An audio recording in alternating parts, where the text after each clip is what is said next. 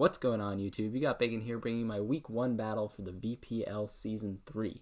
Sorry if this battle's going up a bit late, or if it's going up kind of like back to back with my week 2 battle. I was a little behind on the graphics and recording and stuff for VPL, but I'll try to get on a more regular schedule like I've been doing with the ABC, trying to get those weekly battles uploaded maybe within a couple days after I play them. But this week we've got Dick, coach of the Snorlaxatives this season. We played Dick last season. He was running a rain squad, and we managed to pick up a big victory. I think it was like a 5-0 on the back of a Tailwind Moltres. Was really effective in that match, getting up Tailwind against the Scizor, and basically just shredding through the rest of his team. But this time around, he's got a much spookier team. Rain and Draft to me is just not that great unless you have a really good non-rain mode available to you. But this time around, he's not running he's got the Tyranitar, but he's not really running a weather-based team.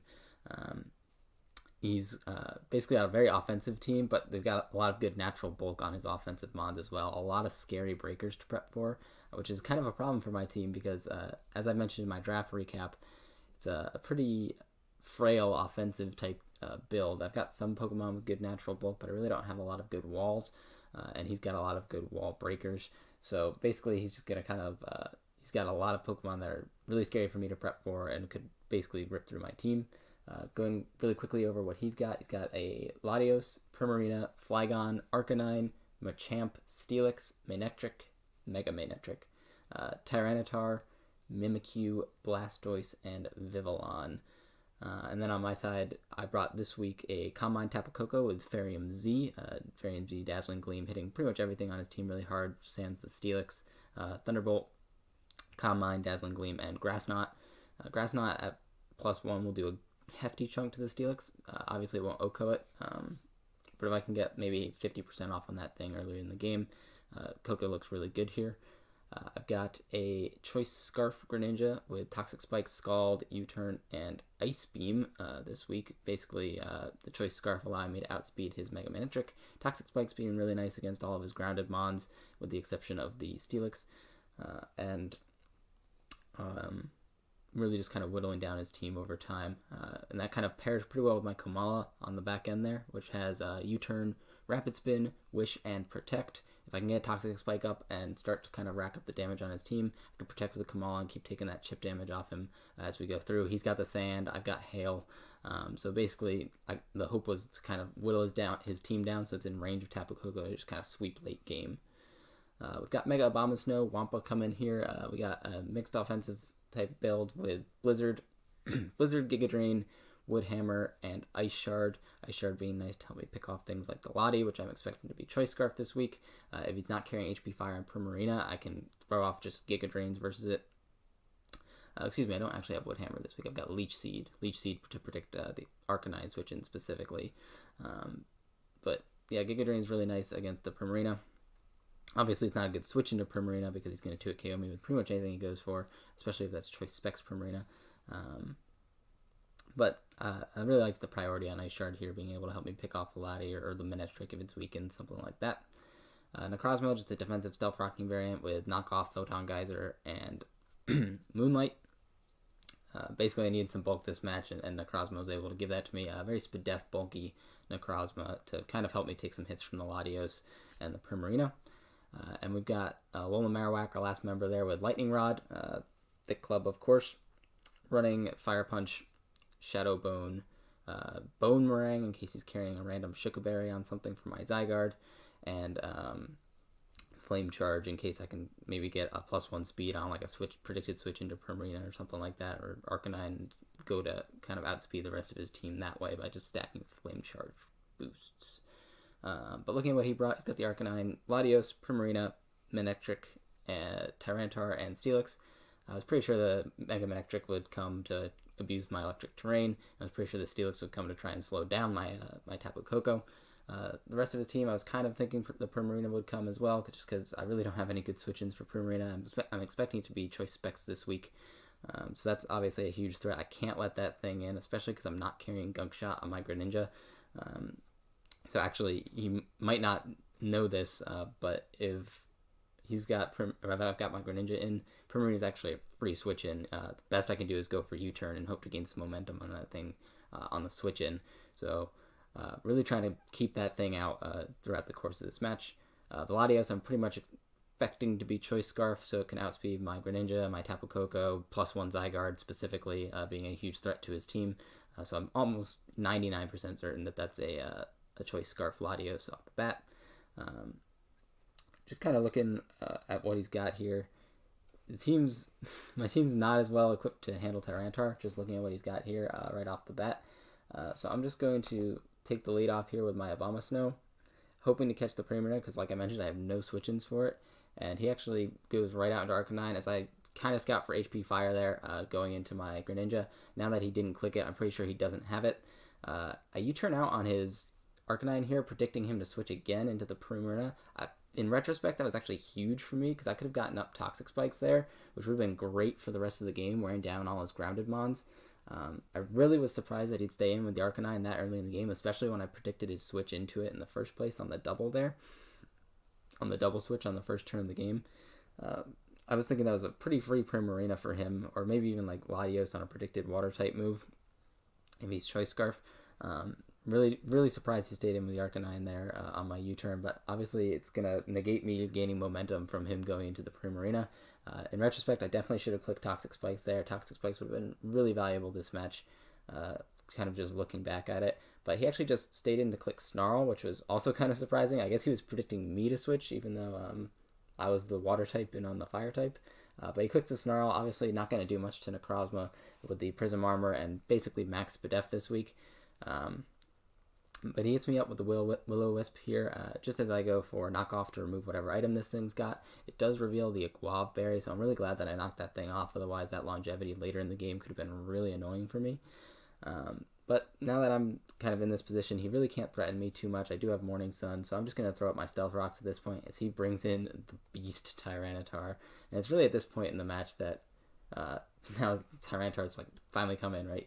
And it's at this point in the match that I realized I really didn't bring much to handle this Tyranitar, and that's going to be a huge problem. Like, I've got a physically bulky, rapid spinning Kamal in the back, but even a non-banded Tyranitar is going to do massive damage, so I kind of have to go into Cranky Kong here to eat this presumed Stone Edge, which he does go for. And you're going to see that does over half, and that is not choice band damage, folks. That is just regular Tyranitar just kind of ripping through my team right off the bat. So I'm sitting here, I'm like, well, I guess I might as well try to wish.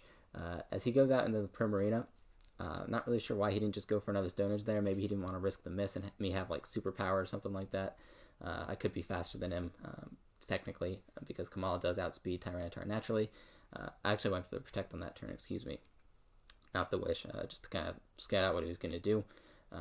I go for the Protect again to scout out what the Primarina is going to go for here. Again, I'm pretty sure this is Choice Specs Primarina, and Primarina doesn't generally get many setup moves in the first place. So there's pretty no drawback for me to click that here as he goes for the Moonblast. And now I'm going to predict him to think I'm going to go into a Alolan Marowak, knowing that he's choice locked into the Moonblast here. So I'm just going to go for a Wish as he brings the Tyranitar back out into my Kamala here. And I got my Wish up. So basically right now I can just, again, protect on the Tyranitar. I don't think this is a DD variant of Tyranitar or a Rock Polish set or anything like that. But I'm just going to get myself back up to full here by eating this Wish. As he doubles out once again into Steelix. Maybe trying to predict what I was going to go into there on the swap potential Wish Pass there. Maybe he's thinking I was going back into Necrozma. He wanted to get his Stealth Rocks up. But he does get in the Steelix as I go for that Wish, and got Cranky Kong back up to full health. So kind of a weird exchange of events there. But I'm just going to U-turn out on the Steelix. I really don't have any way to touch it. Obviously, I'm thinking he's going for Stealth Rocks here. So now seems like a great time to me to get in my Mega Abomasnow. Steelix is guaranteed to hit KO'd by Mega Abomasnow's Blizzard. Actually, one Blizzard into hail damage has a decent roll to actually KO him here. And he really doesn't have a good Blizzard switch in. His only Ice Resist is the Primarina, and actually the Arcanine is also an Ice Resist, but it would come in on Stealth Rocks and take hail damage and so forth. So he's going to stay in, eat the crit which once again didn't really matter because it would have put him pretty much in range of a second one or hail damage anyways. I do get the freeze, so he doesn't get off. What I'm predicting was a gyro ball. This is actually a minus speed nature Abomasnow, and since he outslowed me there, I'm guessing this was min speed Steelix with gyro ball. It wouldn't have done too much to me, and health's not too important on Abomasnow, but it does kind of suck for him, for sure. Really bad hacks on his part there, getting the freeze and the crit in the same turn. Like I said, the crit didn't matter as much as the freeze did, but it does allow me to preserve some health in my Abomasnow as he gets the Tyranitar back in. And again, I really don't have good switch-ins to this thing, as he can pretty freely throw off a Stone Edge here, no problem. And he does, he connects it, and again, kind of whacks my Kamala here. And now I have kind of a tough choice to go for here. Do I protect to kind of waste more turns? Do I wish again, hoping he switches out again, or do I just rapid spin to get rid of the rocks? I do decide to wish. I probably should have rapid spinned in hindsight, because rocks are really bad for my team, and his rocker's already dead, so I could have actually kept rocks off the field for things like Marowak and Abomasnow in the back. But I'm just going to eat that Stone Edge and die. Again, not really good switch-ins to Tyranitar on this team, and I really don't have a good way of revenge killing it here either, just looking at my team. So I kind of have to go into Greninja here and basically hope he switches out on my U-turn.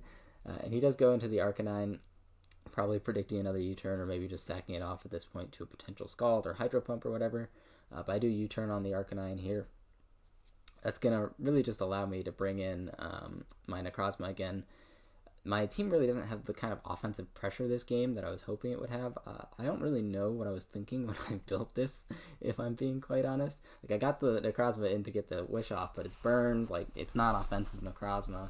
It really puts no pressure on his team, so he can freely bring the Tyranitar back in yet again.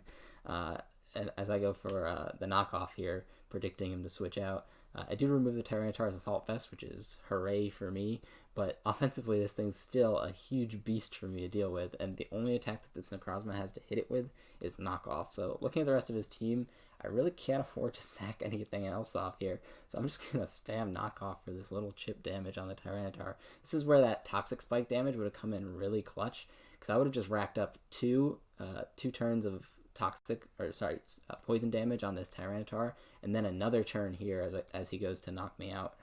So I would have just racked up 3 turns of chip damage on this Tyranitar, and it would be extremely low at this point.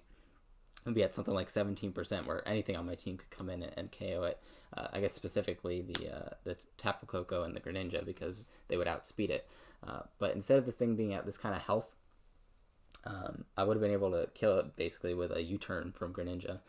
Which would have been great for me, because even if he switched out, I would gain momentum.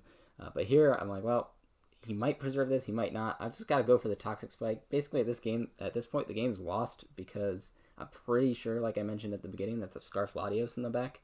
And my only hope of winning this game is if it's not. For whatever reason, he brought Habanberry, I don't know, brought some kind of weird Latios set that's not Choice Scarf.